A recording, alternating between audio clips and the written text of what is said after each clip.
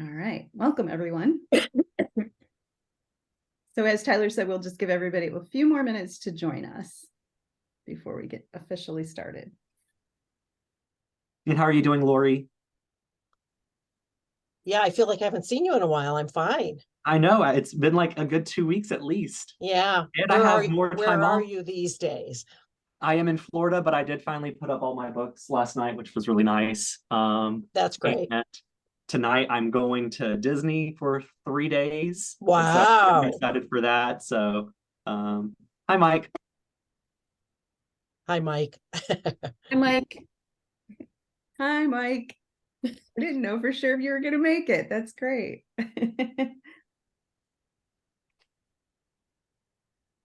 He's been busy. I've been having a hard time keeping up with his schedule. For those who aren't aware, Mike has been on a sabbatical since July 1. And I think this is probably the most productive sabbatical I've ever seen a faculty member do. Hi, Meg Pesh. It's good to see you. Okay, so I guess we can go on and get started. Thank you all for attending today. We'll still let people trickle in, and as they come in, we'll also move for them to do introductions. I'm very excited that during this monthly meeting, we will have Dr. Lauren Lieberman, who is a distinguished service professor at SUNY Brockport. She is fluent in sign language and is a movement specialist. I met her during the Charge Syndrome Foundation conference that happened in Orlando this past July, so it's been about 4 months now. And it was just amazing for me because coming from a field of community health education and health promotion, seeing someone else at the Charge Syndrome conference who was doing similar work with health education and community engagement, especially with adaptive sports, was extremely exciting to see. She has received numerous awards, both from the Charge Family Foundation, research award for the Institute on Movement Studies for Individuals with Vision Impairment and Deaf Blindness from the American Foundation for the Blind, where she has also received the Korean Kirchner Research Award as part of that institute. She received her PhD from Oregon State University in Human Performance with an emphasis in movement studies and disabilities. She is very well published. She has several text books on adaptive physical education for folks with vision impairment, deafness, and deaf blindness. So I'm very, very excited to have her here today. Prior to today's event, I encouraged Dr. Lieberman to perhaps also present on some of the ways that we can infuse adaptive physical education and sports within a primary care context, because I feel like a lot of our primary care providers probably aren't very aware of adaptive sports and adaptive physical education and movement outside of a wheelchair context. So I'm very excited for that. What we would like to do now is I'm going to take us around the room, and if you can just introduce yourself. We'll start with Dawn. Go ahead, Dawn. Hi, everyone. I'm Dawn Michael. I'm with the Department of Family Medicine. I'm the MDisability Program Coordinator, and I'm also a research assistant working with our director of MDisability, Dr. Mike McKee, and closely with Dr. Tyler James. Thank you, Dawn. Nice to see everyone. Dell, would you like to introduce yourself? Dale? Okay, yes, sir. Thank you. Dale Lefevre. I'm an emeritus faculty. I came in 1978 and I decided to stay. And Dell has maintained a strong connection with the department, especially as it pertains to program strategic operations and things of that nature. Dr. Joshi. Hi, everyone. I'm Heidi Joshi. Happy to be here. I'm out here in California in the Bay Area. I think I'm one of the non-physician folks that have joined. I'm a psychologist by training and work in behavioral health and primary care. And it's great to be with you all. Thank you. Annalise Perez. Hello, everybody. Good afternoon. My name is Annalise Perez. I am a postdoc in the Mixed Methods program within the Department of Family Medicine. I'm very excited to be here. I've talked with Tyler a bit about disability, so I'm really excited to be here. This is my first talk that I'm attending, and so yeah. So thank you all for welcoming me, and I'm excited to hear and learn more from the group. Thank you. I'll also mention, since she didn't mention it, she has interest and some research background in special education research and has done some work with folks with ADHD and learning disabilities. Lori. I'm Lori Carbone, and I am a social worker that does research, actually. So I do clinical work and research on different projects with Dr. McKee, Dr. James, and Dr. Mahmoudi. So I'm a part of the Department of Family Medicine also. Thank you. Dr. Pesh? Hi, my name is Megan Pesh. I'm a developmental and behavioral pediatrician at U of M, and I have a special interest in kids who are blind, deafblind, or have hearing loss, also with a smattering of autism in there too. Thank you. Lydia, it's good to see you. Go ahead and introduce yourself, please. Yeah, my name's Lydia. I'm a third-year med student at Penn State, and I was an MDisability intern in 2021, but I run an adaptive field hockey program here in Pennsylvania, and we actually recruited our first blind athlete for this season, and he is doing fantastic. It's this first adaptive sport, or any sport he's ever played in his life, so I'm excited to learn today how we can keep maximizing his experience. Excellent, thank you. And Dr. McKee? Hi, everybody. I'm Mike McKee. It's great to see everybody. And Dr. Lieberman, thank you for joining us. I'm looking forward to your talk. I'm here at the Department of Family Medicine for those who don't know me. Thank you. It's great to see everybody. Thank you. Ariana Negocian?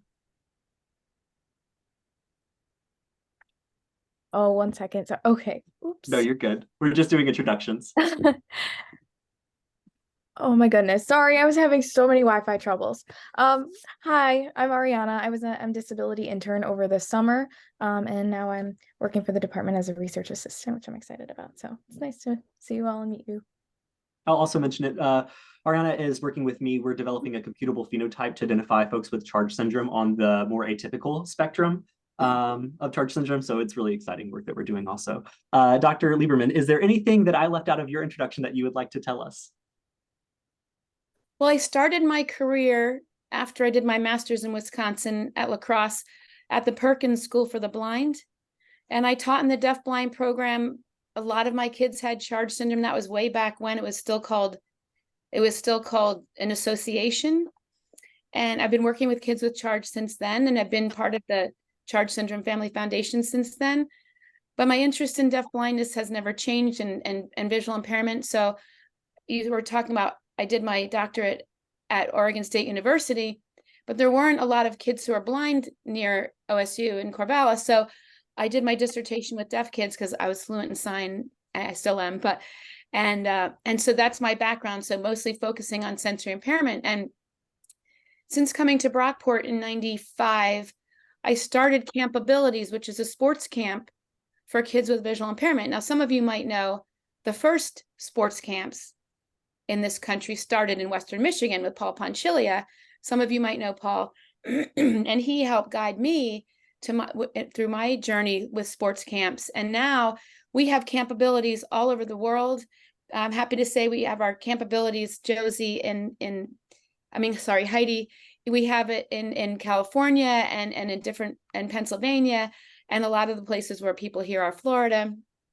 And so, we have Camp Abilities in different countries as well. So that's been pretty exciting. And so when I thought about this talk, I was thinking there's so many topics. I'm going to be talking to a bunch of doctors, right? There's so many things like concussions. We just did work on concussion protocol related to, most concussion protocols are related to sight. And how do you determine if someone has a concussion if they don't have vision? And then I was thinking about how so many of our kids' physicians will give them a blanket medical excuse out of physical education. And oftentimes they don't understand how we universally design the class to accommodate them and all the different accommodations. So I'm taking a stab at sharing some information. It might be new, it might not be new, but and there's a little bit in here about the voices of kids with visual impairments themselves. So I'm going to share my screen for a sec, and forgive me if it's just because I wanted, and there are some resources in here as well that you might be interested in.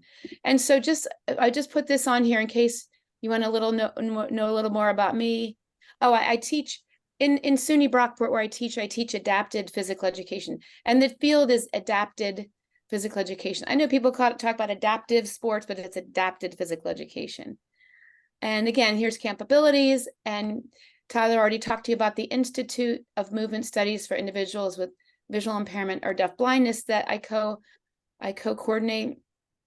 I've written a lot of books. I'm going to share some of my books. Actually, this is a cool one. Promoting Language Through Physical Education. This is all about how physical education teachers can teach sign language through physical education. It's a whole book on it, through human kinetics. Very exciting. And throughout the talk, I'm going to share lots of different books with you and resources. And I'm a distinguished service professor, just to say that. So, and so I just want to talk about the importance of physical education. And you know, some people think, oh, you know, you're a professor in physical education. What do you teach? Happy hour? And I think, well, everybody deserves happy hour. Everybody deserves to be happy and join physical education. But what people don't realize, especially some of our kids whose physician might say, oh, they shouldn't go to physical education, or they should be in a self-contained class by themselves. What they don't realize is that physical education is a direct service. It's not a related service like PT or OT. It's required by law. It's the only subject area named in the law. And the law says that the kids should be in the least restrictive environment. And so inclusion is part of that. And when you ask our kids, like at our camp, they talk a lot about their placement in physical education, and it can make or break their spirit and their self-esteem. And so I talk a lot about the importance of placement. And we know from all of our research that the benefits of physical education are psychological, physical, social. It promotes independence. It promotes mobility and promotes self-determination. And when kids are excluded or marginalized or only taught a certain curriculum, they lose all that. And it's awkward because all their peers are talking about soccer or football or volleyball, and they can't talk about the same things that their peers talk about. They're marginalized even more, and it's awkward. So I am excited. Just this week, a product came out from the American Printing House for the Blind called Sport Courts, and it's literally a whole binder of tactile courts so they can be equally included in every sport their peers are included in. So they can feel the boundaries of a volleyball court. They understand where the serving line is, where the players stand, what the rotation is, and you'd use that as part of pre-teaching for kids with visual impairments. It's called Sport Courts. It's at no cost to the physical education teacher if they get it through their vision teacher, through the American Printing House for the Blind. It just came out this week. Very exciting. The announcement just came out today. Michael, who's had their hand up? Oh, you guys cannot, if you have a question, just blurt it out if you want, if you'd like. So then the other thing that's important for us to remember is that the placement of kids with visual impairments, it's the entire team. It's not one person that's afraid of the child getting hurt. Because what we need to know is about the dignity of risk. And I assume that everybody here knows about the dignity of risk. And we say, oh, but you know, they might get hurt if they play volleyball or basketball. But it's not our decision. If we universally design that class and we take as many precautions as we can for all the kids, it's their decision. They should understand basketball and know what it's like and take the same risks as their peers. And we're trying to promote the dignity of risk in physical education for kids with visual impairment because they are not given that in many cases. And so that's one of the other important things that we need to remember. Any questions right now? I do have one quick question. Whenever we get into least restrictive environment, we see a lot of discussions during the development of individualized education programs of essentially school-based team members trying to excuse PE or pulling out during PE for more of the related services. Do you have any thoughts on that? Say it again. Sorry, Yeah, so the pulling out of students for related services like OT, PT, speech from their PE courses. Right, so this is the issue, is that those are related services related to their disability. They're not required by law. Physical education is. They can push in and help the physical education teacher, but it's literally illegal to pull them out on a consistent basis just because you don't have enough time. And so you can imagine the marginalization that kids feel when they're like, man, ultimate frisbee, that was so much fun. And I don't even know what a frisbee is because I had to go and do my PT all by myself. And it's really frustrating because yes, kids who are blind, like they have mobility, they have their visual, they have their braille specialist, so they have their TBI, they might have PT. It is a packed schedule, but it should not be at the expense of physical education. And I agree, that does happen a lot. Good question. Oh, sorry. So there's a lot of sports for people with visual impairments. The other thing that a lot of our kids will say is, I'm not good at ball sports, because somebody told them that. You don't just come up and say, I'm not good at ball sports. You either got hit by a ball in a situation that was not didn't accommodate you, or somebody told you that. There's a lot of blind sports. Here, you can come on and pull up. Sorry, I have a visiting researcher from Turkey, and I wanted to tell her to come. Hello, this is Palin. I am Palin from Turkey. How are you? Why don't you pull that chair up and you can listen? Okay. I wanted her to come and listen to my talk. So I just want you to know there are a lot of sports. Some of these are Paralympic sports, and some of these are just blind sports that we play in the community, and they're all international sports. Blind tennis, very popular. And by the way, blind tennis is being promoted through the USTA. Goalball is a Paralympic sport. Beep baseball is a national World Series in the US, and it's also played by several countries. There's blind soccer, which is a Paralympic sport, and the US will be making our debut of blind soccer in 2028 in LA, in the LA Games. And then there's the paratriathlon that is a new sport for people who are blind. Actually, I have an undergraduate student who's blind. She's in Hawaii right now doing the Hawaii Ironman, and she's blind, and she's in the middle of student teaching and just left for Hawaii, and it's a whole nother story. But those are just some of the very popular international blind sports that the foundation of them, they learn in physical education. And then of course, there's awesome outdoor adventure activities that our kids love: hiking, rock climbing, kayaking, snowboarding, skiing, cross-country skiing, that they should be able to access equal to their peers, obviously with some modifications. And so if we're not offering every sport that their peers learn in physical education, they're not getting equal access, and that's not okay. And it's not black and white, and it's not simple, and most physical education professional prep programs do not teach teachers how to teach the kids with visual impairment. We know that from our research. And so it's up to us. And I'm going to, like, some of these resources I'm going to share with you, a lot of people don't know about them. And so I want to share this video with you, and I'm going to show you this. Our website is called campabilities.org. And so let me just, campabilities.org, and under campabilities.org, you'll see this instructional materials. And under the instructional materials, and this is a great resource to give parents, teachers, coaches. These are instructional videos for kids with visual impairments and deaf blindness. Beep baseball, volleyball, tennis. Here's soccer, basketball, track and field, cross-country running, swimming, wrestling. And then this is the video I'm going to show you, but then we also have balance, training videos, motor development.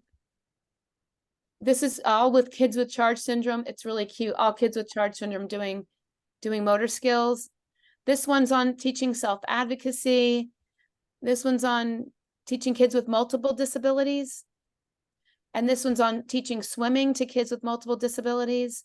And then we have an entire outdoor adventure series: stand-up paddleboarding, rock climbing, kayaking, fishing, biking, and hiking. All of these break down those activities to teach kids who are blind, visually impaired, or deafblind. It's awesome. And then these are all free books that you can download and you can use with their books for teachers, like Games for People with Sensory Impairment is for the physical education teachers. There's Going Places, which is a transition guide for teachers and parents and the multidisciplinary team. Here's the Gross Motor Development Curriculum, which is teaching gross motor skills to kids who are blind and visually impaired. We have a blind soccer manual. We have our self-advocacy playbook. And then we have Everybody Plays, which is an elementary book about how do kids who are blind or visually impaired play sports. And then we have tip sheets. I mean, you can take all day on this website, but you don't have to wonder. You can look through the site and know how to teach so many things. And if you see something that's missing, let me know. We can try to make a new one. But what I wanted to share with you, this is from the kids' purpose of this voices. video is to help teachers, administrators, professors, paraeducators understand what children with visual impairments want and need to feel included in physical education.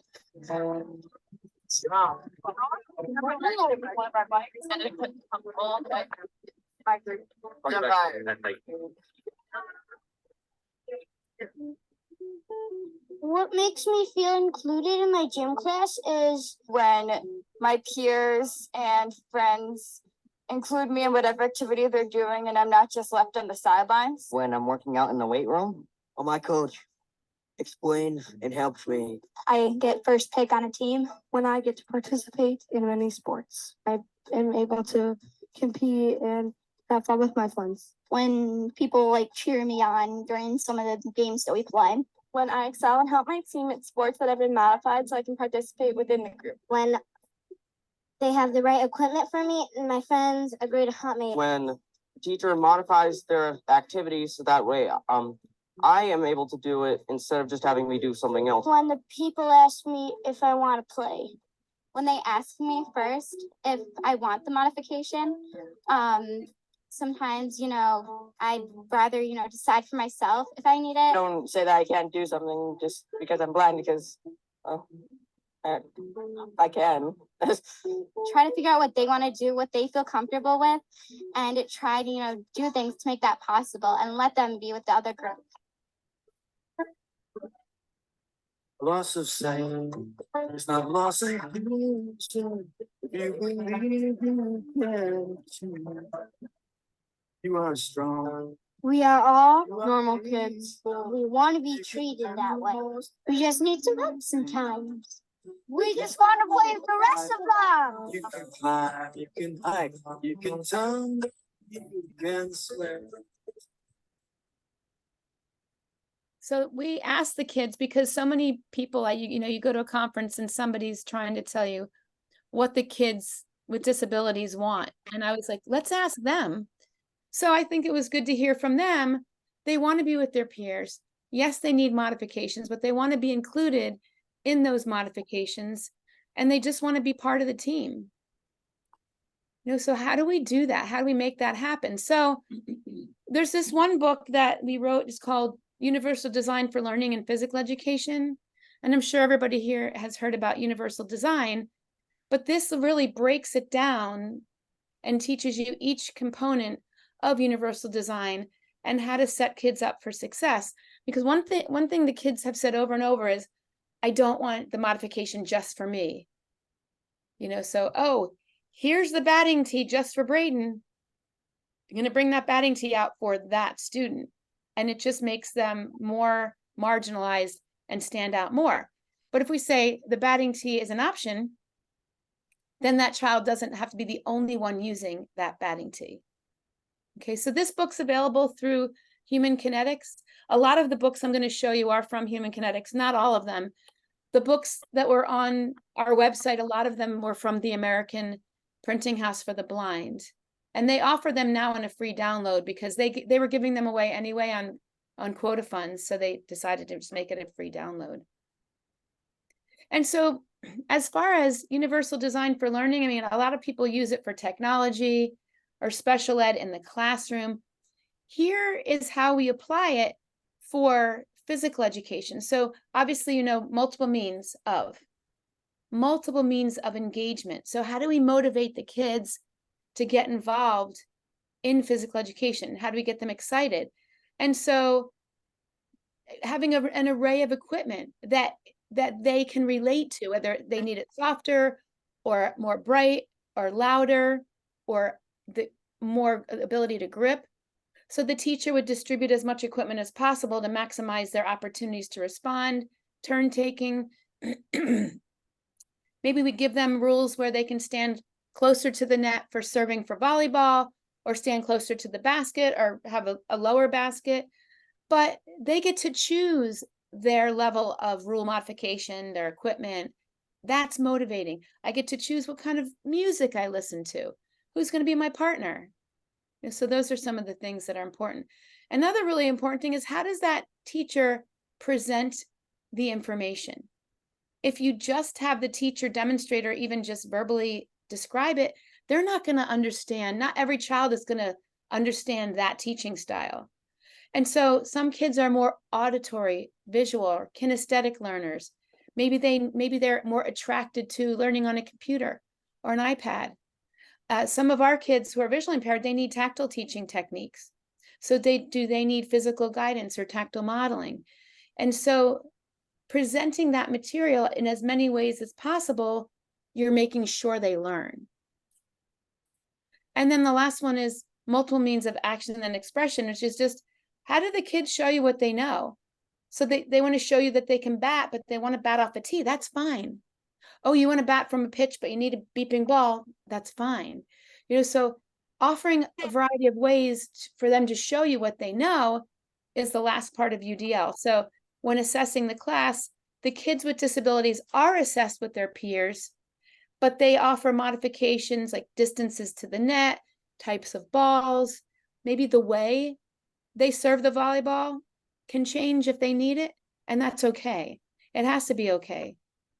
Okay, so, and again, I know if you might not be teaching them directly, but I think it's really important that parents and teachers understand this. This also goes, a lot of our kids need paraeducators. I mean, I'm sure a lot of you work with families with kids with multiple disabilities.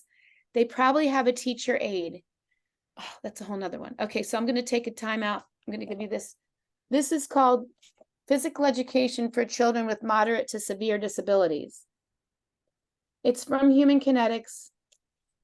And this has a whole chapter in it about assessment and a whole chapter in it about how to work with the paraeducators. Great stuff, because otherwise there's nothing about how do you teach kids who are deafblind or have multiple disabilities. And this is again through Human Kinetics. And then there's another book that specifically talks about how do you work with the teacher aide. So here's one called Physical Education, Paraeducators in Physical Education. How do we make sure that the child's paraeducator understands their needs, they understand the universal design? Because so many paras, they grew up playing typical volleyball, typical hockey. And they might be saying, no, you have to hold the hockey stick like this. And I've seen it so many times where they're trying to hold the hockey stick like this. Well, a child with cerebral palsy, their main function, they can't turn their hand like that. It's okay to hold a hockey stick with your hand, with your thumb up, not down. So these are just things that we need to make sure that the paraeducators understand. So multiple means of engagement, multiple means of representation and action and expression. Michael, it's okay. I want to use first names here if that's okay. Oh yeah, that's totally fine. So thank you for the overview. So again, I'm not well versed in a lot of these adaptive equipment and sports. But one struggle that comes up is how to kind of connect these pieces. So whether we see children, adolescents, or even young adults, and many of these individuals with disabilities, we try to encourage more physical activity because of weight gain or other poor health. So I know it's very hit and miss, even in the educational arena. And so it almost seems like even more of a struggle how we can get them connected. Is there any sort of strategies or recommendations for primary care doctors to have like a sort of a nexus to give them suggestions to explore if there are opportunities in their area. Because otherwise I could see where people kind of get stuck and not know opportunities that could be in their area, whether it's region, city, or maybe they have to go further out for like a summer camp, for example. Yeah, actually, that's a great point. So if they have a visual impairment, I mean, obviously Capabilities would be a great outlet if they had one near them. And I'm trying to remember, one of my colleagues, he's from New Jersey, I'm trying to remember his name. He created an interactive map of the United States, and you click on where you live, and then these icons come up, and then you click on it, and it will tell you it's a disability support organization, what they offer, where it is, how to get in touch with them. So I can try to find that because it was awesome. He was just developing when I saw it at a conference, but it had like any disability support organization that contacted him or they uploaded it to this interactive map. It was amazing. I know Dr. Okalami here early on with the grant proposal. I don't know if he is doing this yet or will be. So we one of the ideas that I have seen for getting people out to parks, so it's like Park RX. So kind of getting people out to parks and nature. They were going to do RX Play or RX to Play. I'm sure Dr. O can probably give a little more information in the future.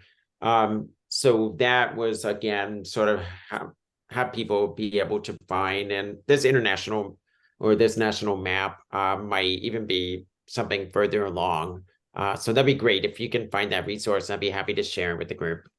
I love that idea, but one thing I want to caution people, like even where we live, we're lucky. We have the games for the physically challenged tomorrow. It's like Special Olympics, but physical disabilities. We have a track team that practices at Brockport, the kids with spina bifida. We run gymnastics for kids with autism. We have Capabilities. We have Special Olympics, tennis, and powerlifting, here. But the kids deserve more than that. What if you have autism and you don't want to do gymnastics? Where do you go? My hope, so we have Rochester Accessible Adventures. They go out in the community and they teach all our community partners the kayaking places, the golf courses, the pickleball. How do you teach people with disabilities and how do you include them? So instead of having to wait to this one Saturday to do track and field, they can go and do track and field. And actually at the kayaking place that's accessible, they also have all the accessible bikes because it's right on the Erie Canal. So we have that in our community here. And so you can't always count on having the programs for that disability, that the sport that the child wants to play. So I opt to try to encourage, to train the people in the community how to include all different types of disabilities. And that is a pie in the sky because it doesn't always work. You go to a bowling alley and they say, oh, you're going to have to go there and there's a step down, or there's no markings on the the electronic scoreboard. So how is it accessible for everybody? So you kind of have to raise more awareness in the community where you live if you want to access that. But no, that's a great point. Great point. Did I answer your question, Michael? Yeah, no, it's great. Just kind of again brainstorming. We're also struggling on many fronts, whether care for people with disabilities, even in our healthcare settings. So this is a ubiquitous problem, just to be able to get them connected to the appropriate resources. And the resources are scarce, which is another disadvantage too. So thank you. Great. Yeah. So we created this infographic. So if you want to scan this on your phone, you can. It's called Universal Design for Learning Infographic. And basically it walks you through all the components of universal design. And each component is like a page or two of a PDF. But you can also download the entire thing, which I'll show you in a second, because the UDL book is great, but it's an entire book on UDL and not everybody's going to want to read the whole thing. So I want to show you, let me just, the UDL. So there's an organization that I work with called the National Center on health, physical activity, and disability. You might have heard of them, NICPAD, Building Healthy Inclusive Communities. And we created this interactive map. So then if you, for example, click on UDL, a whole PDF, a 3-page PDF comes up, like kind of describing what is universal design for learning related to physical activity and physical education. And then it also has resources. So here's a bunch of links to videos and guidelines and references. And so this is just one 3-page resource. But then if you go back to the map and then you click on, for example, let's do engagement, multiple means of engagement. Here's a 1-page PDF on engagement with, again, more resources. And if you go back to this interactive map, you can actually download the whole thing if you want to. So, you know, you don't have to download it piece by piece. I think the whole thing's only 14 pages and it gives you lots of resources. So I think this is a really good resource that's a little less cumbersome than the book. And then there's also a video that's linked to this. It's a 4-minute video about universal design for learning related to physical activity. So now you have that QR code and that will take you there. So that's something that might be helpful for you and people that you work with. And then I just wanted to bring you to this topic, which I thought this is something that, you know, if I have a group of physicians, you know, let alone the concussion protocol issue was something I brought up. But this one, you know, with the retinal detachments, and I'm sure you've all come across this, where if you have a child with a visual impairment with a retinal detachment and everybody's worried about them losing more vision, what do we do? And so there was an article, which I don't know why they didn't send it to me to review. It didn't really give a lot of information. It gave a little bit of information, but it talks a little bit about you have to take precautions in physical education, but then that need for physical activity and learning what their peers learn. So what do you do for the football unit? What do you do for the volleyball unit and the hockey unit? And so a unique thing happened here where I had one of my athletes from camp.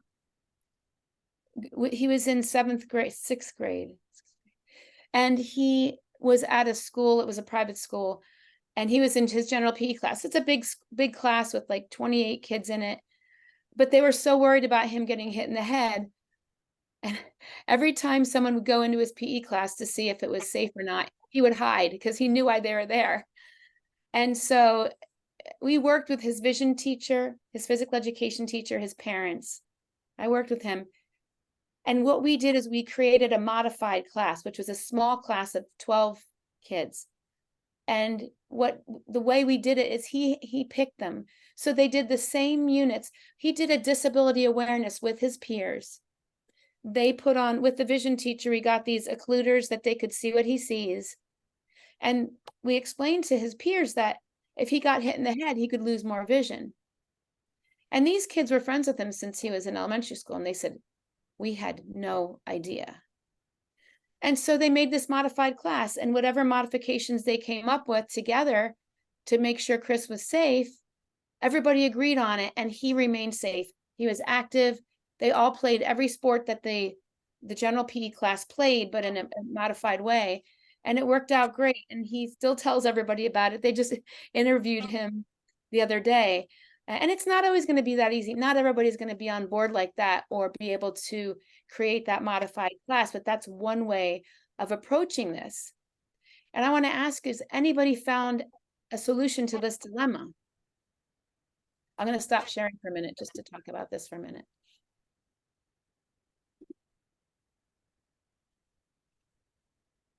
Has anybody ever found any solutions to this dilemma?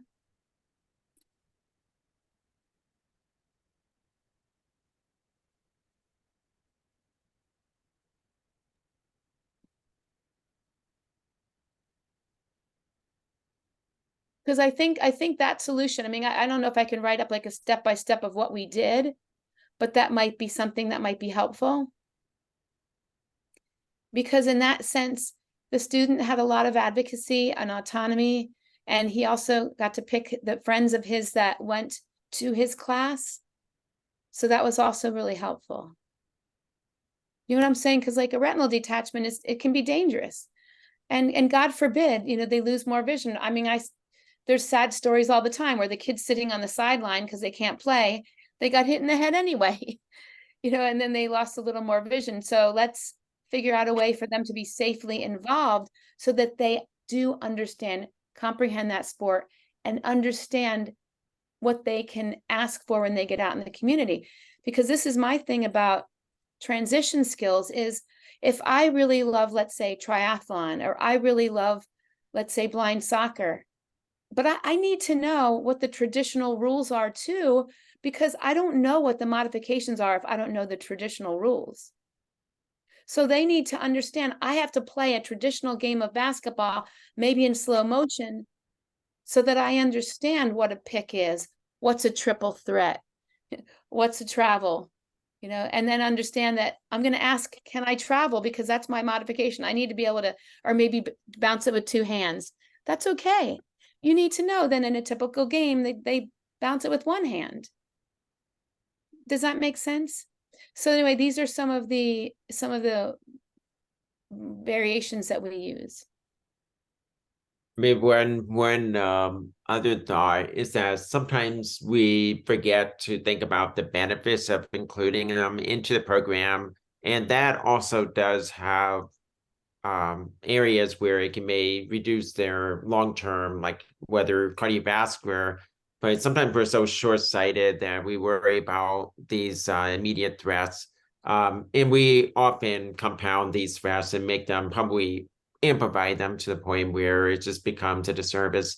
I know, like, even health education, a lot of people want to do health education for the community, but worry, something might be misinterpreted or taken out of context, and then becomes a liability. And so, these are struggles across the board when there's good intentions, but they're limited because of this, very large fear of litigation or insurance liability and so forth. I think we lose sight of the benefits, whether it's psychological health, inclusion. I mean, these are huge, and for people with disabilities, these are things that not only put them at risk for substance use disorders, mental health disorders, but also even like suicidal risk. So those are things that people don't really think about. Yeah, it's a great point though too, and then one of the things you have to remember that it has to start when they're in elementary school in their IEP. Transition doesn't start at 16. Transition starts when they're in elementary school. Those foundational skills are imperative for them to know to be able to pick up. I mean, you can't bowl if you don't know how to roll a ball, right? I mean, you can't do a triathlon if you don't know how to run and pace yourself. And so the other thing is that the physical education teachers have to come to the IEP to know what the other issues are and the other variations and adaptations that are working. Lydia. Yeah, I just wanted to add from an inclusion perspective, when we're at least in my experience with our adaptive field hockey team, when we have new athletes, whether we're recruiting them, I'm recruiting them at the hospital, or they're playing for the first time, or they're trying to play at their schools, I find a big barrier to be the expectations. So a lot of the times I feel like the parents will be like, oh, they can't play because they can't hold the stick like this. And then I'm like, whoever said they have to hold the stick like this? Or there's an expectation that they need to get on the field and be the best player, which is not. There's plenty of us who played sports and didn't become Olympic athletes. So there's this expectation that it's only worthwhile if you're going to be great at it, where we have athletes who come and sit on the field for an hour and never touch the ball, but play duck, duck, goose and have a good time. And that's still, there's so many meaningful aspects from sports that aren't actually playing the sport that I think are overlooked. So I found, kind of going back to Dr. McKee's question as well, a powerful tool for inclusion and advocacy is just resetting the expectations. So we say straight up, our expectation is you stay on the field, you try, and you hopefully have a good time. Yeah, and you brought up a good point, Lydia, in that when let's say the parents go to a picnic or a party and they're talking to other parents. The other parents are talking about their child being on a soccer team or being on this ice hockey team. And parents that I work with are just devastated because they don't really, my son went and he had another surgery yesterday. So they don't always get to be in that conversation. But when your child does play sports and they are competing at any level, they have something to talk about that's a common language between other parents and families. And there's so many sports that are accessible for people with disabilities. I mean, even severe disabilities. In that book, we talk about there's power soccer and there's tabletop cricket, which is a big sport in the UK. And there's bocce, that's a Paralympic sport. I mean, there's just so many things they can do. So we have to remember about that. Great points. So I just wanted to say one other thing about making sure that part of when the kids go through their IEP and then their transition plan, that we always talk about what are they going to do in their free time. I have friends, I mean, people talked about quality of life and depression. So many friends are depressed because they don't have an outlet. They can't go out because there's nothing to do. Where are they going to go? Because they never talked about it in their transition plan. And then the other thing that we have to talk about in the transition plan is the barriers. You can't just say, oh yeah, you want to swim? Okay, check off. Oh, what event? How far are you going to swim? Who are you going to swim with? And I'm saying, how are you going to pay for it? How are you going to get there? How are you going to remember where your stuff is in your locker room? How are you going to train the staff there to communicate with you and to guide you? And there's so many other things. If we help them dispel, or like the sign, knock down those barriers when they're in school still and under supervision of their teachers and families, when they get out there, it's going to be easier to deal with the barriers that come up, because there are always going to be barriers when they get out there. But if we can help them knock down some of those barriers ahead of time, it would be helpful. So Philip, hi Philip, welcome. Did we talk about Ferranmi's program to get sports for people with disabilities in schools? This is what Dr. McKee was mentioning with the RX to Play grant. Oh yeah. Yeah, okay. Yeah, I'd love to talk more about that at some point, because it sounds like such a great prescription. Right? It's a requirement. I'm not an expert on the program, but the program is geared specifically to the issues you're talking about, to open the door and get people to get involved. Even if they're not running championships, they're involved. They feel better emotionally, physically. People see them, everybody's more comfortable. Right, exactly. But what I want to say is that won't work unless they find what they like when they're in school. Sure, So they have to try a variety of things in order to find out what are they going to like to do, what are they going to want to do. And I talk a lot about an environmental, an ecological assessment, where my students do it here. We're right on the Erie Canal. So we can actually add kayaking, stand-up paddleboarding. You can bike ride, cross-country ski, snowshoe right on the canal path, walk. So here we have so many things. And then, you have the bowling. We have just at my university, public skating, public swimming. We have a disc golf course. We have 2 disc golf courses we can walk to. So an ecological inventory of what is out there. And then they try everything. And a lot of our high school, they walk to the disc golf courses. They walk to the canal. They try everything so that when the kids graduate, they know what they want to do. That's what we should be doing, in my opinion. Tyler. So you spoke a little bit about transition, and I think a lot about transition frequently. But my entry into the deafblind community was through transition institutes put on by the projects. And so I think a lot about transition. And then whenever I think about transition, I think a lot about the expanded core curriculum that we have access to for kids with sensory disabilities through their individualized education programs. And that focuses on O&M and rec and leisure, self-determination, sensory efficiency, all things that physical education can help teach, all skills. How do we get physical education more integrated within an expanded core curriculum that is able to touch on every single one of these skills? That's a great point. I have an article about that. I have several articles about how does physical education promote every component of the ECC. And then we did a study and we showed how camp abilities meets every component of the ECC time and time again during our week of camp. And we do some of it intentionally, but a lot of it is just embedded within the curriculum. And in physical education, they meet every component of the ECC, which is more than most other subject areas. I don't want to poo-poo science or art or math, but they don't cover all components of the ECC like we do. Right? So that's a really good point, Tyler. And yeah, I'm glad that you got into this through the Transition Institute, because we're trying to do a lot of that with DBCA right now. I'm the chair of the Deafblind Citizens in Action, so we're working on a lot of those things.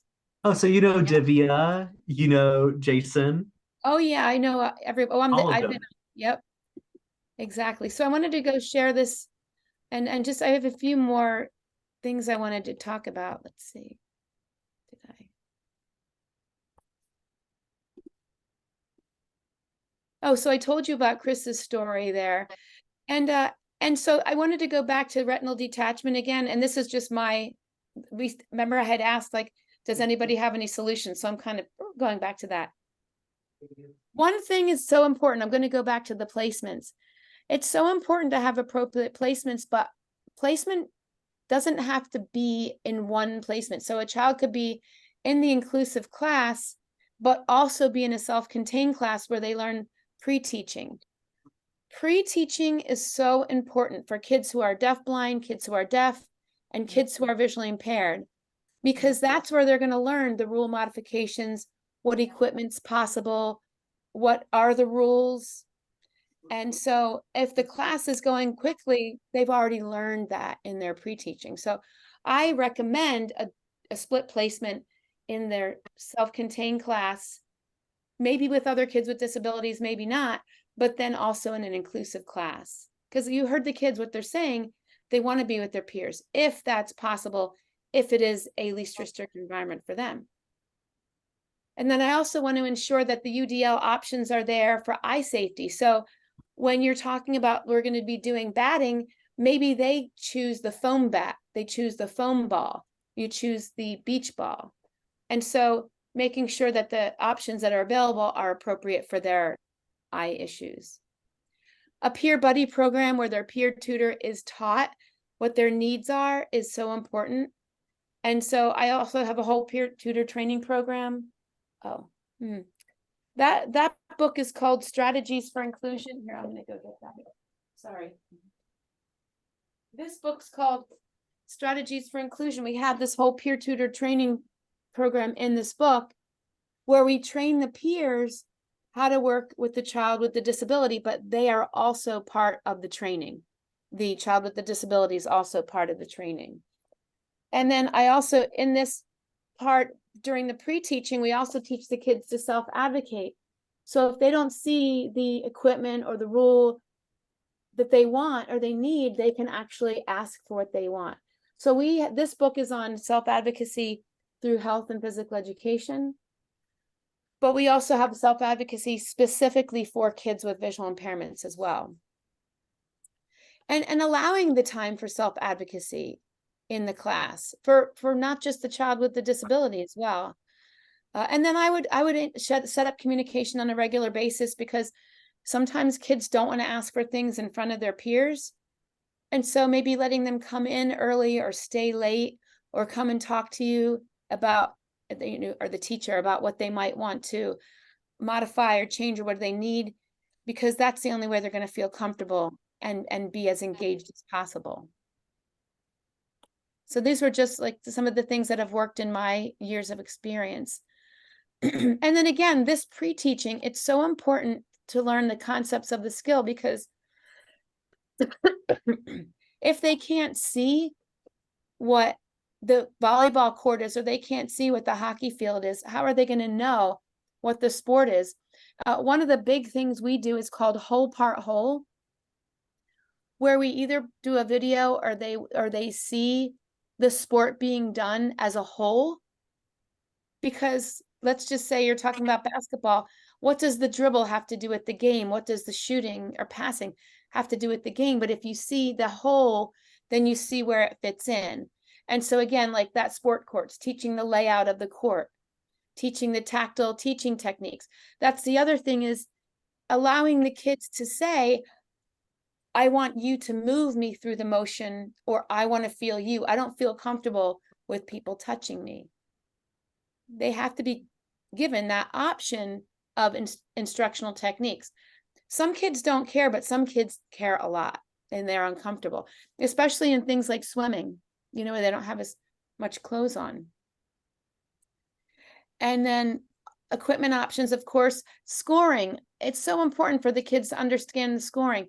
Physical education is one of the most common areas of bullying for kids with disabilities, particularly visual impairment.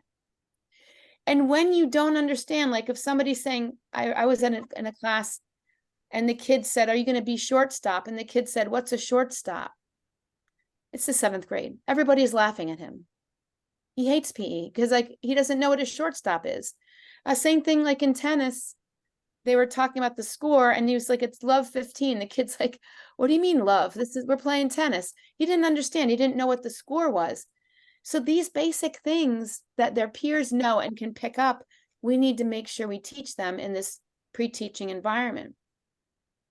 The rule variations we talked about, and then also the terminology. There's so many terms that come with different sports that if they don't know it, it can be embarrassing and frustrating.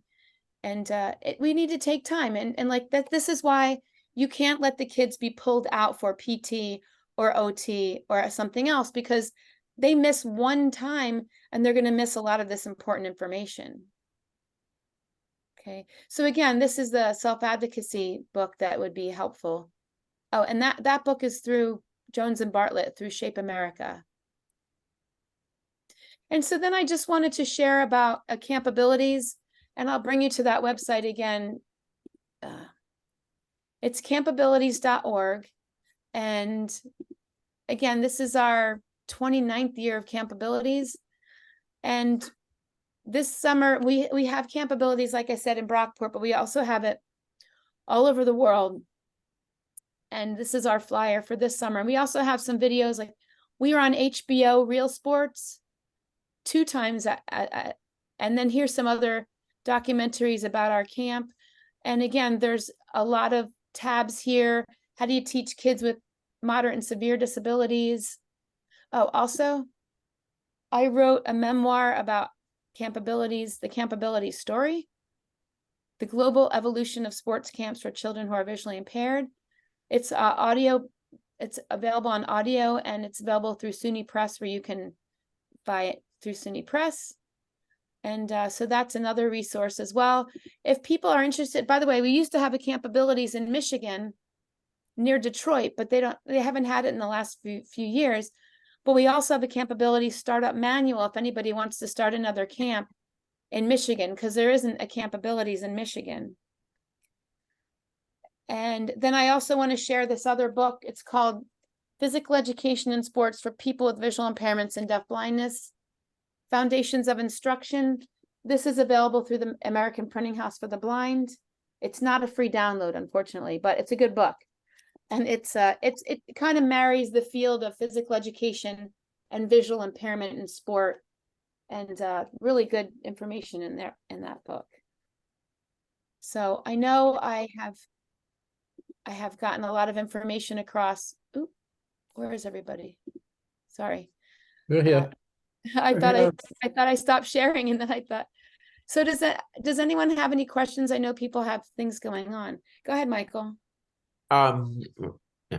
So thank you again for this. This is really great. Again, how we can just get this connected is really going to be key. I'm wondering if you have recommendations for the Michigan area. I know you mentioned Brockport. I came from Rochester prior to Michigan here.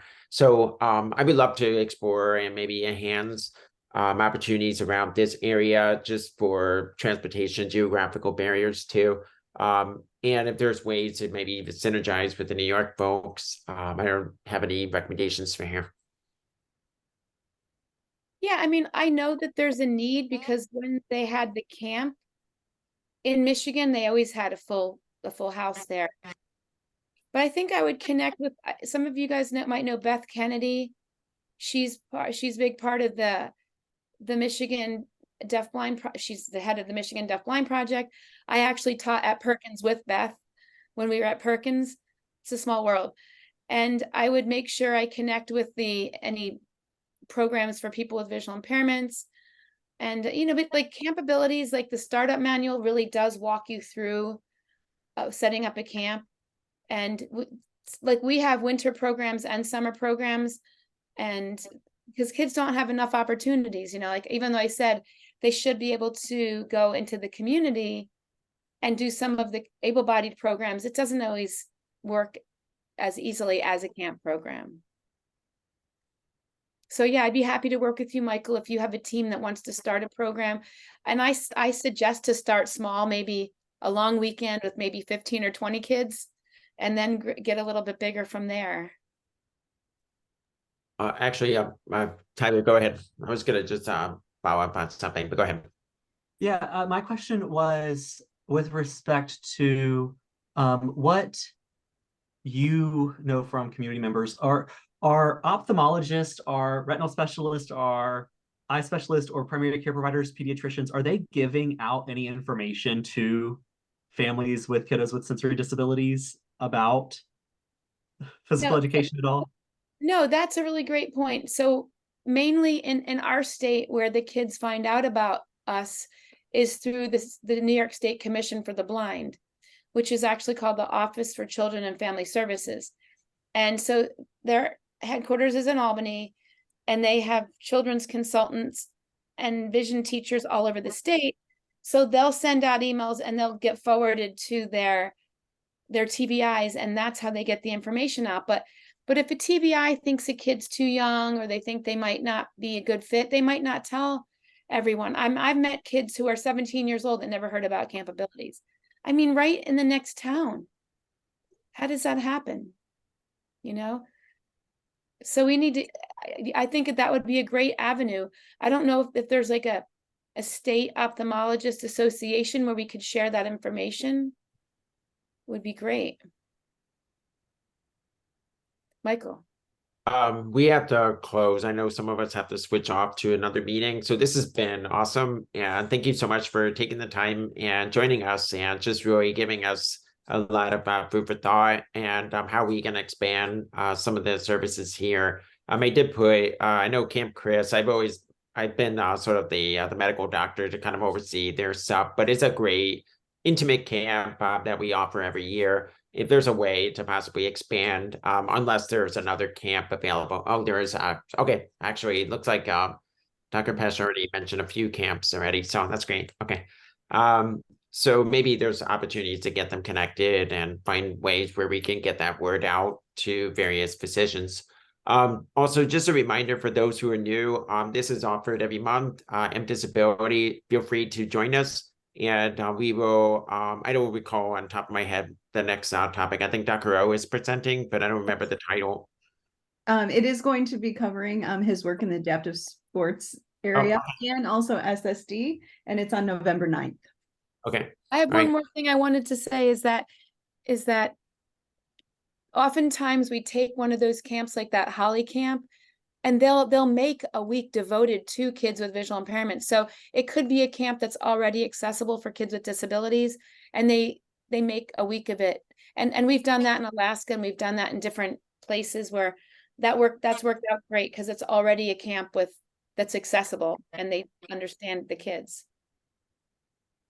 Wonderful. Okay. And then we do have for December, we have one of our provider webinar series. So Dr. Shargat is going to be presenting on advanced care planning for those with disabilities. I think that's going to be a very insightful talk. So just we'll send some more information further out. So it's great to see everybody. Unfortunately, we do have to close, and this is recorded. So if other people didn't get a chance to watch it, we'll share it, and this will be internal. Okay. Thank you, Tyler. Thank you, Dawn. Thank you so much. Thank you. Take care. Nice to meet everyone. Bye-bye. Bye-bye.